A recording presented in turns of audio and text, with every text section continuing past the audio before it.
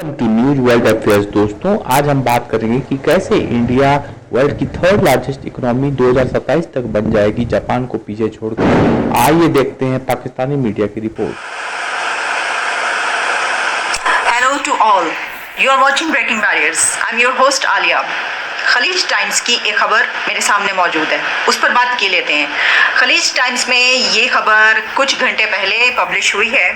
आप कह सकते हैं कि 20 आवर्स पहले या 24 घंटे पहले आप ज़्यादा से ज़्यादा लगा सकते हैं। और खलीज टाइम्स में खबर ये है कि India gears up to overtake Japan in 2027 as world's third largest economy.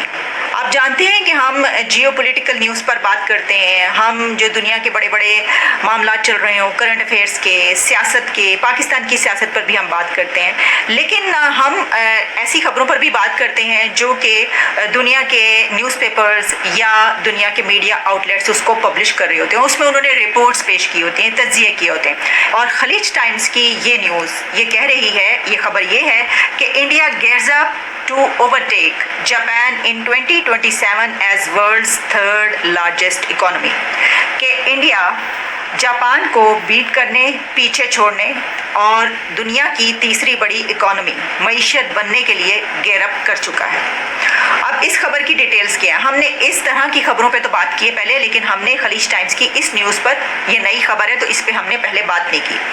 अब इसमें क्या कहा जा रहा है? The looming global recession and the fast dropping growth rates of Japan and Germany, currently the third and fourth largest economies in the world, are key factors helping the world's fastest growing major economy to realize its goal sooner than estimated by economists and analysts।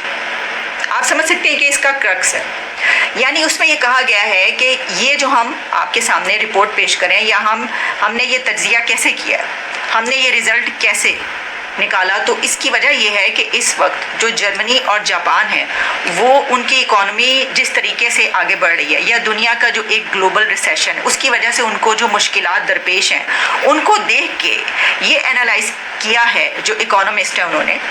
तो वो कह रहे हैं कि जो analyse किया जा रहा है लगता है कि उससे भी कहीं ज़्यादा जल्दी इंडिया थर्ड लार्जेस्ट इकोनॉमी दुनिया की बन जाएगा। अभी फिफ्थ है।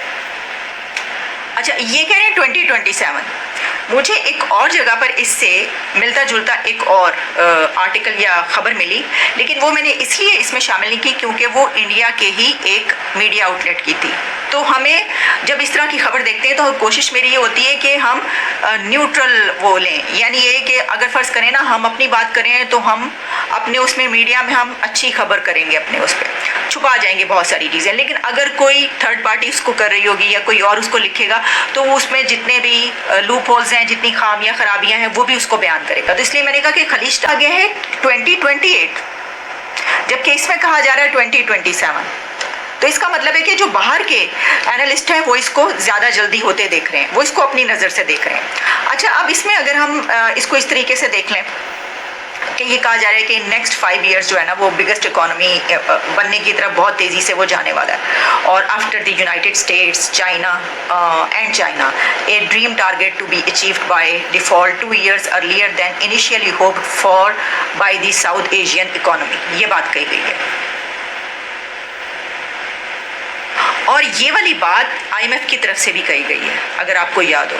मेरा ख्याल है कि जो IMF ने ये स्टेटमेंट दिया या जो उसने डेटा पेश किया है वर्ल्ड मॉनेटरी फंड्स की तरफ से, जो है वो वर्ल्ड इकोनॉमी जो है उसके ऊपर बहुत सारी बातें उन्होंने कही हैं, उसमें से भी ये चीज़ें निकल के सामने आ रही हैं। तो इस तरह की फिर उसके तज्जिए किए जा रहे हैं और उसमें भी यही कहा गया है कि ऐसा नज़र आ रहा है कि अब जैसे कि UK के बाद अब आगे बढ़ते हुए वो बहुत तेज़ी से बढ़ रहा है। अच्छा, इसमें अगर हम इंडिया की इकोनॉमी फैक्टर को देखें तो कौन कौन से फैक्टर्स हो सकते हैं? देखिए, एक तो उनकी एक्सपोर्ट है, वो तो हम जानते हैं, वो उनका जो ट्रेड मार्क है ना वो ट्रेड है।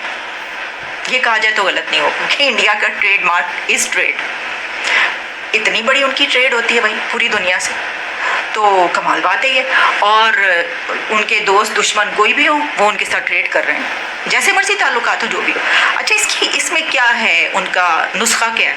अगर हम ये कहें क्या रेसिपी, तो वो ये है कि हम ये देख रहे हैं कि वो जो अलाइनमेंट्स है ना वो उनसे निकल कर अब वो क्या कर रहे हैं, وہ ایک بزنس ماڈل کی طرف بڑھ رہے ہیں. وہ کہہ رہے ہیں کہ ہمیں تو بس آگے بڑھنا ہے, ہمیں فرسٹ لارجسٹ اکانومی بننا ہے. ٹھیک ہے, ان کا مجھے لگتا ہے کہ جو نشانہ ہے, جو ان کا ٹارگیٹ ہے نا, وہ یہ جاپان اور جرمنی بھی نہیں ہے, اس سے آگے کی سوچ رہے ہیں. ٹھیک ہے, یہ مجھے لگتا ہے ڈاگرا اینڈ میں پڑے گا جا کے انڈیا, چائنا اور یو ایس اے میں.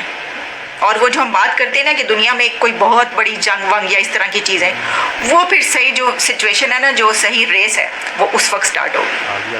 بہرحال یہ میری اپنی پریڈکشنز تو نہیں کہہ سکتے, میرا اپنا انالیسز ہے, دیکھیں کیا ہوتا ہے. اور ہم آگے چل کے دیکھتے رہیں گے, اگر یہ والی اس طرح سے چیزیں ہوتی رہیں تو ہم آپ کو بتاتے رہیں گے کہ دیکھیں ہم نے یہ والی خبر آپ کو بتائی تھی اور ہم نے اس پہ جو ہے وہ انالیسز اس کو کیا تھا. اچھا, ایک تو وہ ٹریڈ مارک ان کا ٹریڈ ہے. دوسرا پھر ہم یہ دیکھ رہے ہیں کہ دیکھیں وہ اپنا جو ہے وہ, دوسرا پھر یہ کہ دیکھیں وہ کتنی جلد اپنا جو انفراسٹرکچر ہے اس کے اوپر توجہ دے رہے ہیں. پھر ان کی جو ٹیکنالوجی, سائنس اور ٹیکنالوجی ہے, اس میں وہ جتنا آگے جا رہے ہیں, چلے گئے ہیں. اور پوری دنیا پہ جتنی آپ بڑی بڑی ٹیک کمپنیز اٹھا کر دیکھ لیں, وہاں پر ان کے لوگ موجود ہیں. اچھا, پھر اس کے ساتھ ساتھ جب ہم سیاست کی بات کرتے ہیں, اگر ہم یہ اکانومی سے باہر بھی نکل آئے نا, معیشت سے, تو ہم پالیٹکس میں بھی یہ دیکھتے ہیں کہ ان کی لابنگس بہت اسٹرانگ ہے ہر جگہ پہ.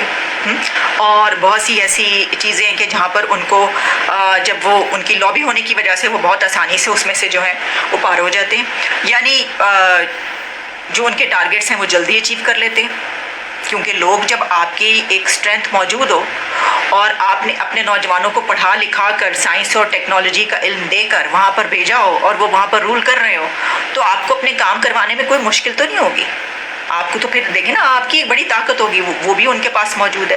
پھر تعلیم کا, ایجوکیشن کا سسٹم ان کا اتنا زبردست ہے کہ ان کی جو پاپولیشن 1.5 ارب کی آبادی, جس کو ہمیشہ پہلے ہی کہا جاتا تھا کہ دیکھیں یہ سب سے بڑی کمزوری, وہ ان کی اسٹرینتھ بنی ہوئی ہے. کیوں, انہوں نے کہا اچھا ایسا ہے ایجوکیشن پہ لگا دو ان کو. ٹھیک ہے جی, وہ انہوں نے کہا اچھے سے اچھی ایجوکیشن دو تاکہ یہ اوپر جائیں اور یہ ہمارے کام آئیں. تو ان کے کام آ رہے ہیں, یہ بات ہے. اچھا, پھر یہ سب چیزیں اگر آپ دیکھیں نا, تو اور بہت سارے فیکٹرز ہیں اس کے. ہم کسی اکانومسٹ سے بھی اس کے اوپر لیں گے اوپینین کہ بھائی کیا ہے, ہر کوئی اگر ایسا کرتا ہوا نظر آ رہا ہے, کہتا ہوا, تو اس میں کتنی سچائی ہے اور اس میں کیا فیکٹرز ہیں. ہم بھی ان فیکٹرز کو چلیں, کسی ایک آدھے فیکٹر کو لے کر ہم بھی آزما سکتے ہیں, آگے بڑھ سکتے ہیں, اس کے اوپر بات کی جا سکتی ہے.